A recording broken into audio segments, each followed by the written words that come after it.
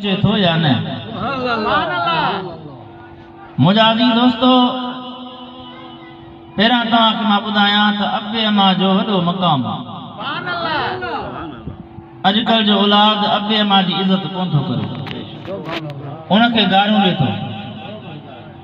मां तव्हांखे ॿुधायां त अल्लाह जी बंदगी खां पोइ अल्लाह तबारक व तआला पीउ मां सां चङाई जो हुकुम फरमायो। क़ुरान करीम खे पढ़ो। अल्लाह साईं पहिरियां पंहिंजे इबादत जी ॻाल्हि कई आहे ऐं हदीस पाक में मदीने वारे साईं बि पहिरियां निमाज़ जो ज़िक्र फरमायो, पोइ पीउ मां सां चङाई। अल्लाह जो क़ुरान पाण ॿुधंदो न, मां सम्झा थो हाणे थकिजी पिया आहियो, गज़ल जाम ॿुधंदा, छो जो टाइम बि घणो थी वियो आहे। मूंखे सांझी खां पोइ वाज़ करणो हो, दादू में हिकिड़ो वाइज़ हो, पर साईं मोहम्मद सफ़ा जो जमात कान्हे, जमात अचे पोइ मूं टेलीफोन कई, हुननि खे जवाबु ॾिनो। हाणे तव्हां जो आया हो त क़ुरान ॿुधंदो न बाबा, अल्लाह जो क़ुरान ॿुधो। अल्लाह ताला जी ज़ात बाबरकात फरमायो, तवक्कदा रब्बुका अल्ला तअबुदू इल्ला इय्याहु व बिल वालिदैनि इहसाना।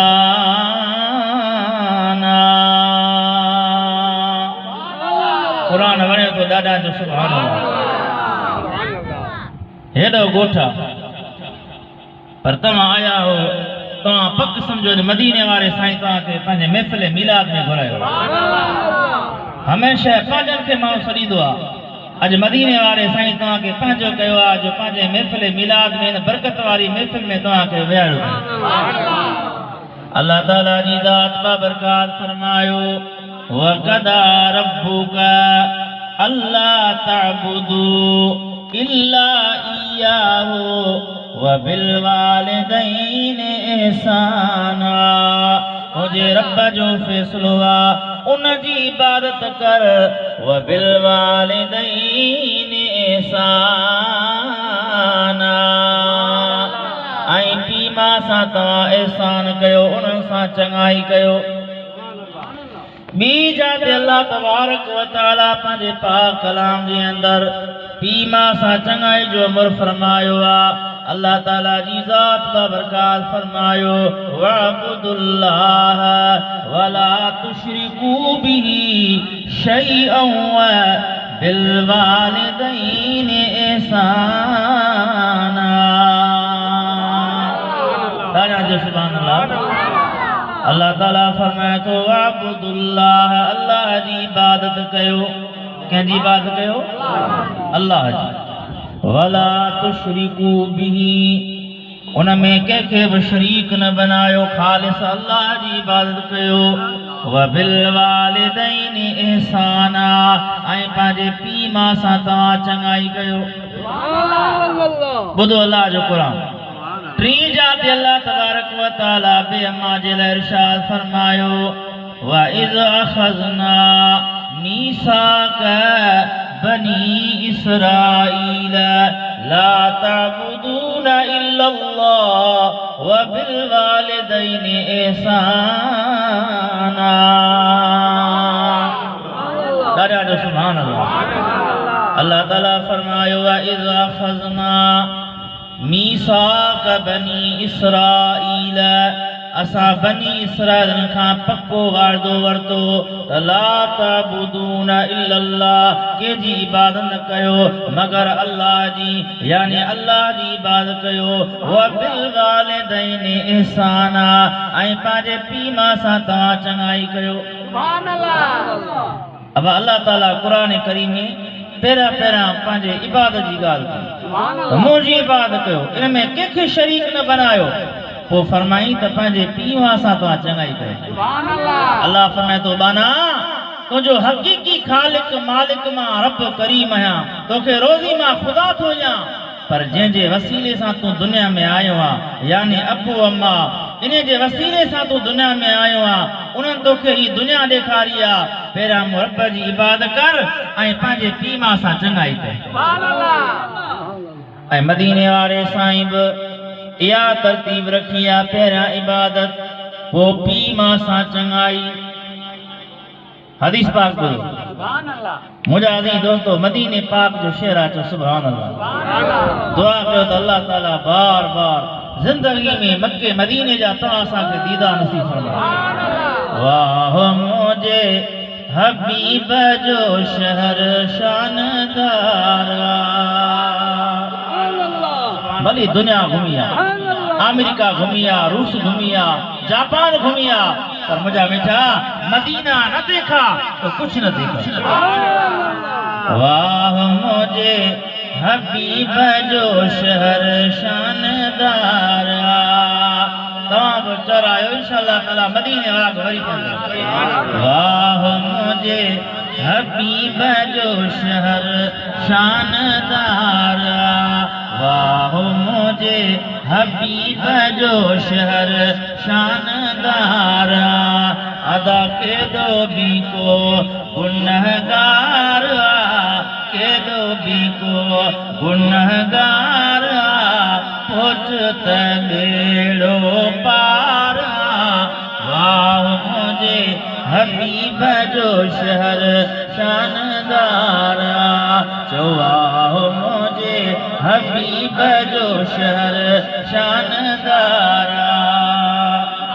हेरा तो दादा जो सुभान अल्लाह एड़ी सुभान अल्लाह चो जो सॼे ॻोठ वारा ॿुधनि त मदीने वारे जा आशिक़ हीअं ते सुजाग आहे सुभान अल्लाह हो सम्झनि त मथां हे रील थो रे मस्जिद में केर कोन्हे को ईअं न ॾाढा जो सुभान अल्लाह अल्लाह आला नेमत आउदे रियाजुल जन्नत आउदे अल्लाह नसीब जे कांदो रियाजुल जन्नत में नफल पई आया हूंदा।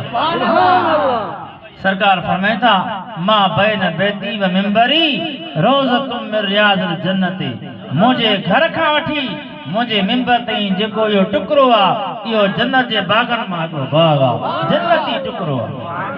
अल्लाह आला नेमत आउते रियाजुल जन्नत आउते रहमत जो वसकार रहमत जो वसकार पहुँचत बेड़ो पार।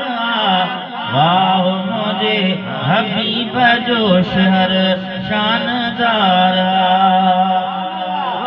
वाह मुझे हबीब जो शहर शानदार अदा के डोगी को गुनहगार पहुँचत बेड़ो पार।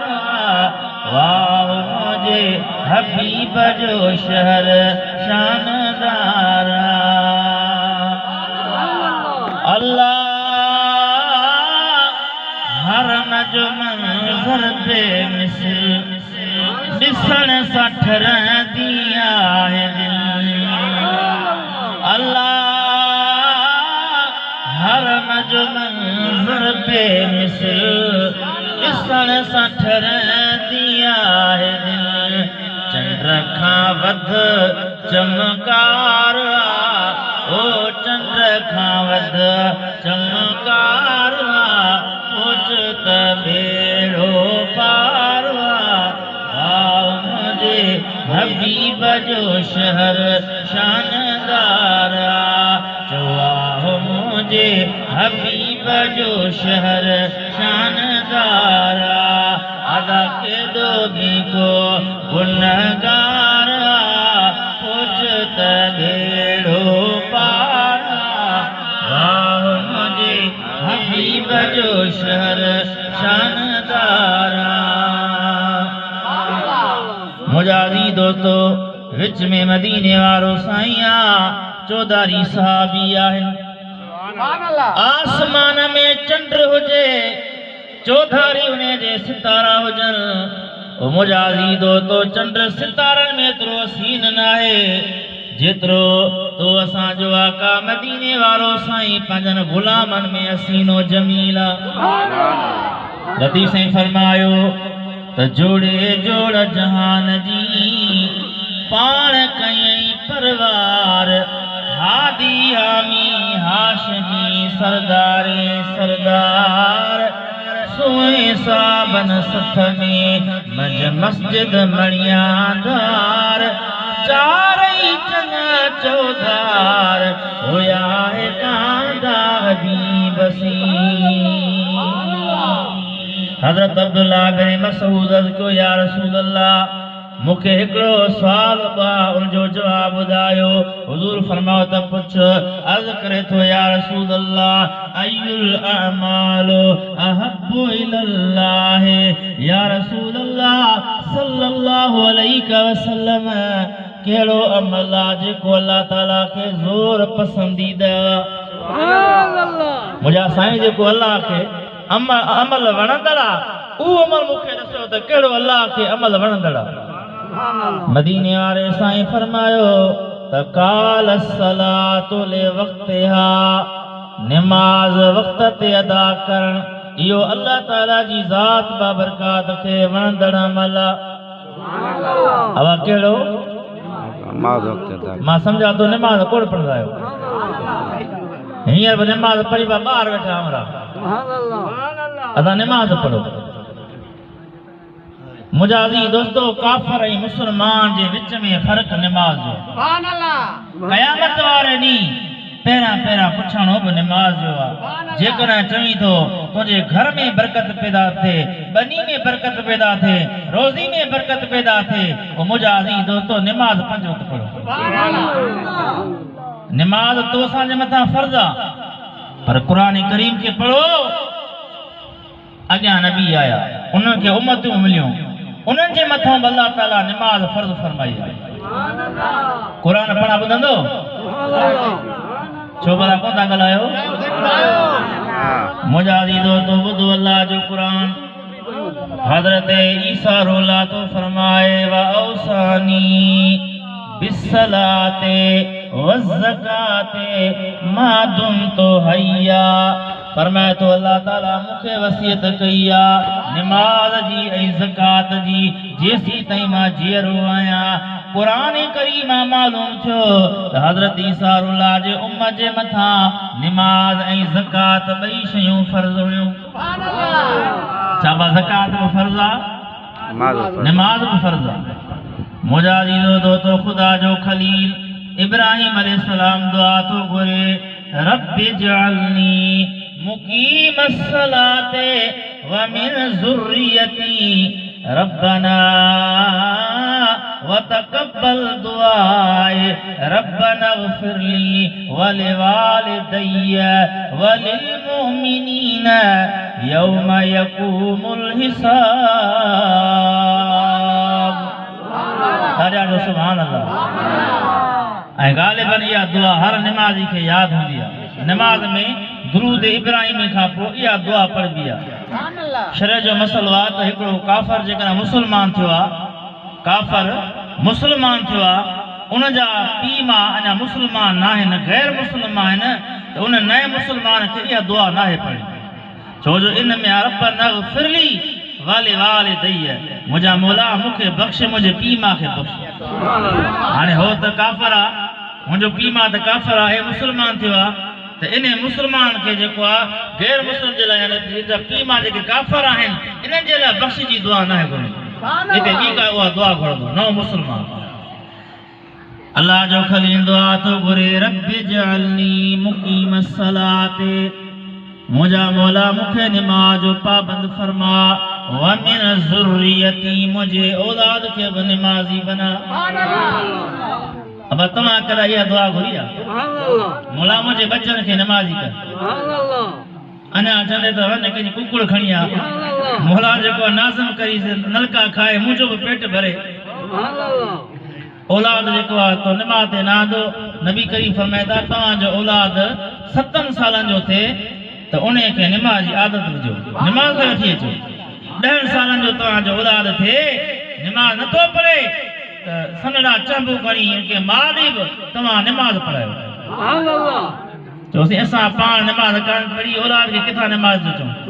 पोइ नतीजो साम्हूं आहे जो मुझा दोस्त वो पी परेशान आ कदा दरगाहों ते वने तो कदा तावीज़ मुलन जा पासा तो वठे ओ साईं तावीज़ लिखी दे औलाद नेक ना है सुधरल ना है मुसा विड़े तो मुझा दोस्त औलाद की न तो सा विड़े जो तो हुजूर जी हदीस जे मथा अमल न कयो आ हुजूर फरमाओ तो तुझो औलाद 7 सालन जो थे उन्हें के नमाज जी आदत विज नमाजी बना जे कदा 10 सालन जो थे उन्हें के मां दी नमाज पढ़ा साईं छा कया नानी जो दादलो हो मां जो दादलो हो ओदा तो उनके छड़े दिनो नतीजो इहो जो तो साज विड़े तो सुभान अल्लाह तो औलाद के नमाज जी आदत विजो नमाज ते वठी अचो अल्लाह जो खलील दुआ तो करे रब्बि जअलनी मुकीम सलात मुझा मौला मुके नमाजी बना व मिन ज़ुर्रियती मुझे ज़ुर्रियत के औलाद के नमाजी बना रब्बना इग़फिर ली व लिवालिदैया ऐ मुझा रब करीम मुके बख्श फरमा ऐ मुझे वालिदैन के बख्श फरमा वलिल मुमिनीन ऐ समूरन मोमिनन के बख्श फरमा यौम यक़ूमुल हिसाब जे दी हिसाब कायम थींदो क़यामत वारे नी तो ॾिसो त हज़रत इब्राहिम खलीलुल्लाह जे उम्मत जे मथां नमाज फर्ज़ आहे औलाद जे लाइ दुआ पियो करे त मौला मुंहिंजे औलाद खे नमाज़ी कर अहिड़ी तरह मुजाजी दोस्तो हज़रत मूसा कलीमुल्लाह जे उम्मत जे मथां अल्लाह ताला नमाज फर्ज़ कई आहे ॿुधो अल्लाह जो क़ुरान अल्लाह ताला जो क़ुरान तो फरमाए 11 सिपारो आहे सूरह यूनुस अल्लाह ताला फरमाए तो व औहैना इला मूसा व अखीहि अन तबव्वा लिक़ौमिकुमा बिमिस्र बुयूतन वजअलू बुयूतकुम क़िबलतन व अक़ीमुस सलात व बश्शिरिल मुमिनीन। अल्लाह ताला फरमातो सा हज़रत मूसा उन जे भाड़ा वही कई त पंहिंजे क़ौम वारनि खे चओ त शहर में घरनि में क़िबलो बनायो नमाज़ी जा ठाहियो उते रब जी इबादत कयो नमाज क़ाइम कयो ऐं मूसा व बश्शिरिल मुमिनीन मोमिननि खे ख़ुशख़बरी ॿुधा जेके हज़रत मूसा जे मथां कलमो पढ़ी करे मुस्लमान थिया ॿार जेकॾहिं इबादत कनि त फ़िरौन उन्हनि खे मारे पियो तकलीफ़ूं ॾे पियो उहे आया हज़रत मूसा वटि साईं असां तुंहिंजे मथां ईमान आंदो आहे अल्लाह खे हिकु करे मञियो आहे फ़िरौन जे ख़ुदाई जो असां इनकार कयो आहे हाणे फ़िरौन असांखे मारे थो नमाज़ पढ़णु जेको आहे ज़ाहिज़ू नथो ॾे हाणे असां छा कयूं अल्लाह ताला जी तरफ़ां वही आयो ऐं मूसा कलीमुल्लाह इन्हनि खे चयो त घरनि में लिकी बि मूं रब जी इबादत कयो नमाज़ पढ़ो त मालूम थियो त हज़रत मूसा जे उम्मत जे मथां नमाज़ फर्ज़ आहे मुंहिंजा दोस्तो हज़रत इसहाक़ अलैहिस्सलाम हज़रत याक़ूब अलैहिस्सलाम उन जे औलाद जे मथां अल्लाह ताला नमाज़ फरमाई आहे ॿुधो अल्लाह ताला जो क़ुरान अॼु दिलि थी चए रुगो तव्हांखे क़ुरान ॿुधां छो जो थोड़ा मुला जेके आहिनि हिकिड़ा त कारा सम्झो था ॿिया त थोड़ा मुला उहे चवंदा आहिनि त बाबा सुन्नी तव्हांजा क़ुरान कोन पढ़ंदा आहिनि रुगो बेटा इहा बेत पढ़ंदा आहिनि उन्हनि चयो दादो कोई बेत पढ़ण अचनि कोन था तूं बि पढ़ी असांजा चओ मौलवी क़ुरान बि पढ़ंदा आहिनि हदीस बि पढ़ंदा आहिनि त सोने भिटाई सरकार जा बेत बि पढ़ंदा अल्लाह ताला जो क़ुरान तो फरमाए ॿुधो अल्लाह जो क़ुरान वजअलनाहुम अइम्मतन यहदून बिअमरिना माशाअल्लाह इन महफ़िल में हाफ़िज़ साहब वेठो आहे हाफ़िज़ इशफा खुश्क तमाम सुठो क़ुरान जो हाफ़िज़ आहे साईं का देर ज़बर थे तो ॿुधाइजांइ व औहैना वजअलनाहुम अइम्मतन यहदून बिअमरिना व औहैना इलैहिम फ़िअलल ख़ैरात व इक़ामस सलात व ईताअ ज़कात व कानू लना आबिदीन। अल्लाह ताला फरमाए असां इन्हनि खे इमाम बनायो वजअलनाहुम अइम्मतन यहदून बिअमरिना असांजे अमर